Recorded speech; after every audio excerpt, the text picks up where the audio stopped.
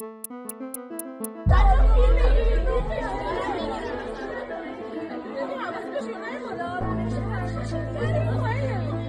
2nd, 2024, a young woman at Tehran's Islamic Azad University shocked onlookers with a bold act of defiance.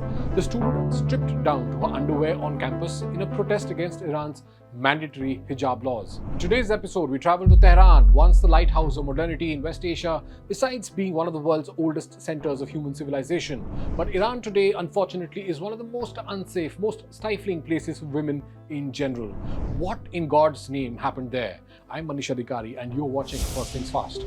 This video was shared by rights group Amnesty International. It shows a woman sitting outside the university in her underwear and with her hair uncovered. American news agency Reuters called it a clear act of defiance against the country's strict hijab laws. Videos circulating online showed university security guards detaining the woman, who remains unidentified. Subsequent discussions and posts have indeed identified her as Ahu Daryai. As of now, November 4, 2024, her fate was unknown.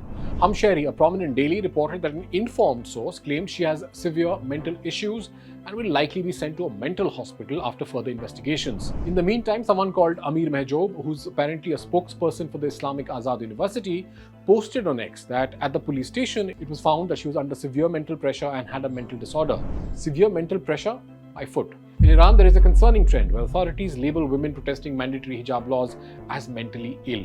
In July 2023, for instance, Iranian courts diagnosed actresses Afsaneh Baygan, Azadeh Samadhi and Leela Bulukat with mental disorders for appearing in public without the mandatory hijab. This practice has drawn criticism from mental health professionals who condemn the misuse of psychiatric diagnosis to suppress dissent. About Ahu Daryai, meanwhile, the story emerging on social media is a far cry from the "oh, she was mentally ill" rubbish that the Iranian state would have us believe. Many on the internet believe her actions were a deliberate protest. Reuters cited a user called Lee La as saying that the choice of coming out in public in underwear would have to be a nightmare for any woman, and that this one was a reaction to the authorities' stupid insistence on the mandatory hijab. Iran wasn't always like this. Before the Islamic Revolution in 1979, Iran looked radically different. Women were free to choose their attire, from the traditional to the modern.